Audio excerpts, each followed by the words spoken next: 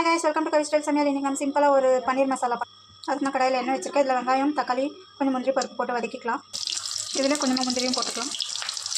இதுல ரெண்டு தக்காளி ஒரு நாலு பச்சை மிளகாய் சேர்த்து இந்த கொஞ்சமா உப்பு சேர்த்து வதக்கிக்கலாம் இப்போ நான் பன்னீர் இந்த மாதிரி கியூப்ஸை கட் பண்ணி வச்சிருக்கேன் இப்போ தவா மேலே போட்டு லைட்டாக ரோஸ்ட் பண்ணிக்கலாம் இப்போ இதை வதங்கிடுச்சு தாரை வச்சு அரைச்சி எடுத்துக்கலாம் இங்கே இப்போ தவா மேலே பன்னீரை கொஞ்சம் எண்ணெய் போட்டு தவா மேலே சூடு பண்ணிக்கலாம்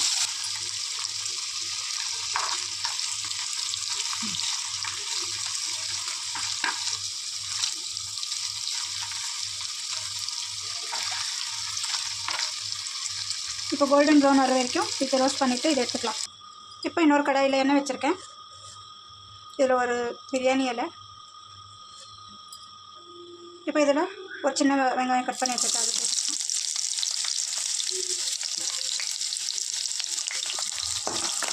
இதில் கொஞ்சமாக சீரகம் போட்டிருக்கேன் இப்போ அரைச்சி வச்சுருந்த பேஸ்ட்டு சேர்த்துக்கலாம் இதில் இஞ்சி பூண்டு பேஸ்ட் ஒரு ஸ்பூன் போட்டுக்கலாம்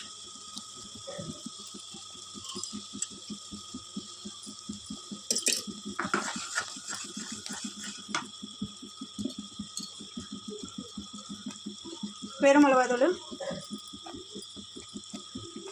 தனியாத்தூள் 1 ஸ்பூன் கொஞ்சம் மஞ்சள் ஒரு 1/2 ஸ்பூன் கரம் மசாலா இப்போ எல்லாத்தையும் நல்லா மிக்ஸ் பண்ணிக்கலாம்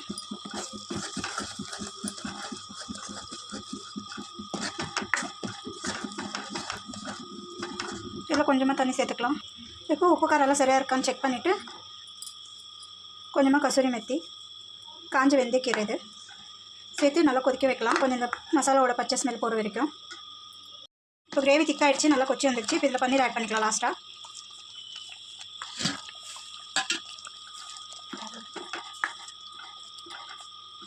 இப்போ இதில் கொஞ்சமாக கொத்தமல்லி தூவிக்கலாம்